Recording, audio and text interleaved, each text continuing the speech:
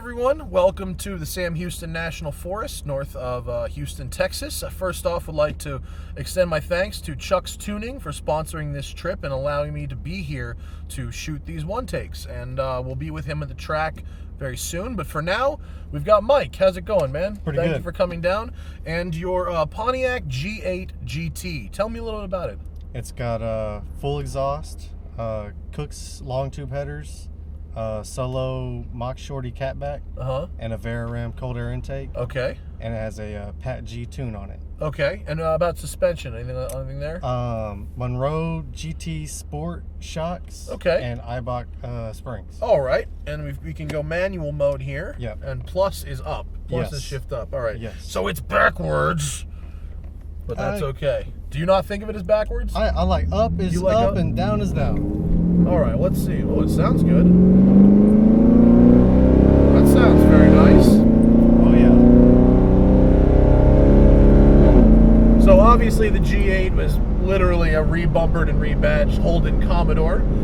The last time I did something with a Chevy SS and I didn't mention Holden, our Australian audience got very, very upset. Yeah, you can't do that. And the Commodore, it's like an Australian staple. I mean, it's been around forever. It's the typical Australian motor. And this car was designed and engineered in Australia. When it came here, I don't think it was properly appreciated. Do you? I do. I really do, because, I mean, it was labeled as the greatest Pontiac. You know, I agree. This is probably the best Pontiac ever made. Oh, yeah. Probably. Oh, yeah. And it's got a really good chassis. It's got really good steering. The last time I drove a G8, it was when it was new. This was 2008, and I drove it on the racetrack. And I got out of it and went, wow, this is sort of like a BMW E39 M5. Yeah. It rides very well. These roads are pretty good up here. Yeah, they are. I love the power. Very strong. Yes. It's pretty good. How much power do you suspect this is making? On the dyno, it put down 370 wheel horsepower. Okay. And 380 wheel torque.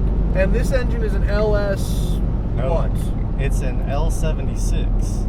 Oh, right. Only the GXB's got the LS3, right? Correct. So what's the displacement on an L76? This is 6.0. Oh, okay. So is it kind of like the truck motor?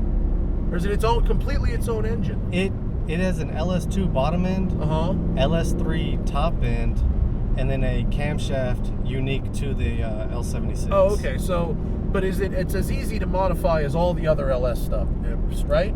Basically, there's one downside to getting a GT versus a GXP, and you have what's called DOD, displacement on demand. So that's when it cuts the four cylinders. Cylinder deactivation. That's turned off in this car, and you can do that through a tune or even a handheld Thank God this Pontiac is leaving. Yeah. Here we go.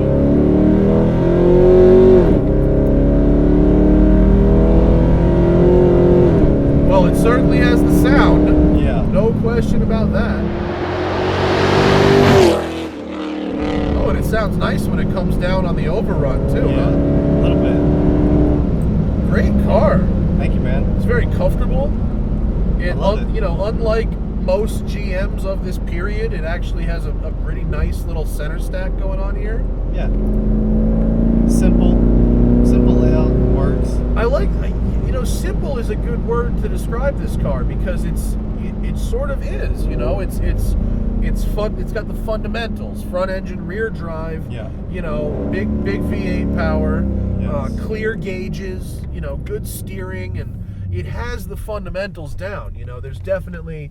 Is it a BMW from a material? Wow, look at that. Turning radius is totally, I like a good turning radius. I do, yeah. I'm a big fan of that. Let's see. Yeah.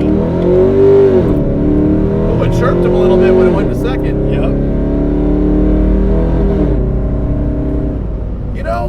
It's really it's not bad at all, man. I like it.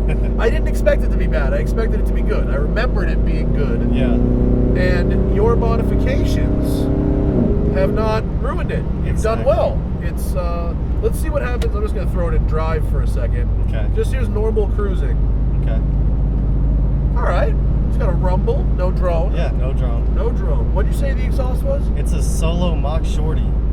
I've never heard of that before. So anyone who has a G8 pretty much knows about Solo performance. They're famous with the no drone exhaust. Well, I mean, with a V8, especially an LS engine, if it drones, you are going to be miserable. Yes. You know, this is kicks down nice. Oh yeah. Double downshift. This is a 6-speed auto or 5-speed auto? 6-speed auto. 6-speed auto. Okay, yeah.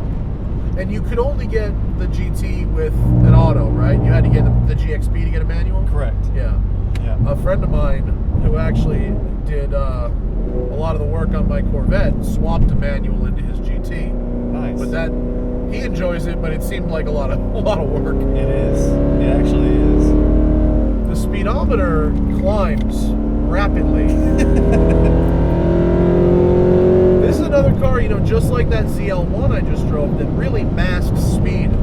You know, it's a pretty refined experience in here. Mm-hmm. And then you look down at the speedometer and go, holy shit, I am going over 100 miles an hour. Yeah. Oh my god. But it does, I mean, it sounds proper LS, you know, it sounds the business. Definitely. I really like the ride.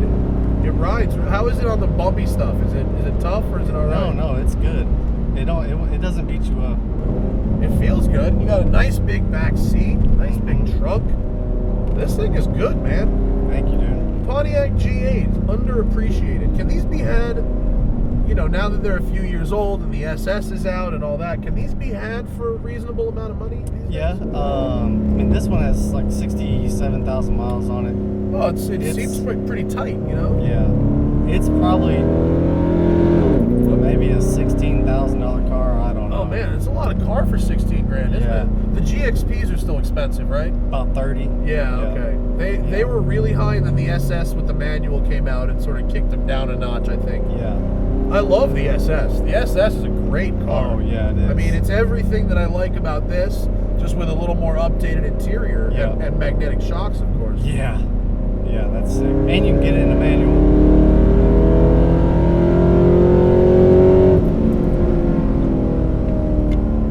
Yep. That was a flyby just for the people standing in the park. Right. I don't normally just run up on pickup trucks like Yeah. that. All right. No, this thing, it has a really nice ride. It has really precise steering.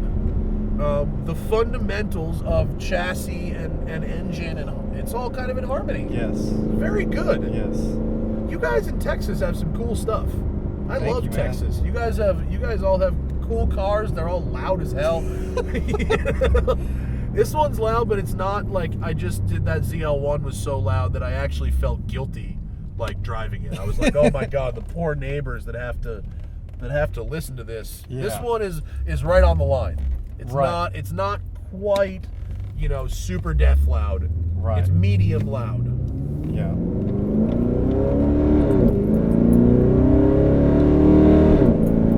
But this engine, you know, some LS engines feel kind of like they're dragging themselves. This is a rev happier version. I can't recall an LS engine in recent history that is quite as rev happy as this one. It's good. Yeah, I love it. What kind of tires you got on here?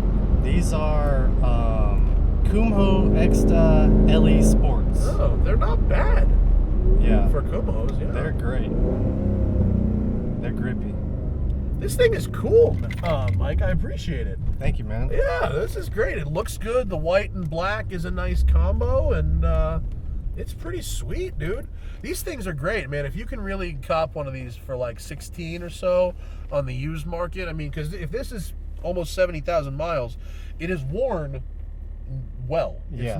It's not rattly or creaky, and there's nothing that's rubbed off. It all looks great. Yeah. Thank you so much, Mike. This was fun. And thank Chuck and the guys from Chuck's Tuning for having me. And yeah, check out G8s if you want a big, fast rear-wheel drive sedan, because they're still good.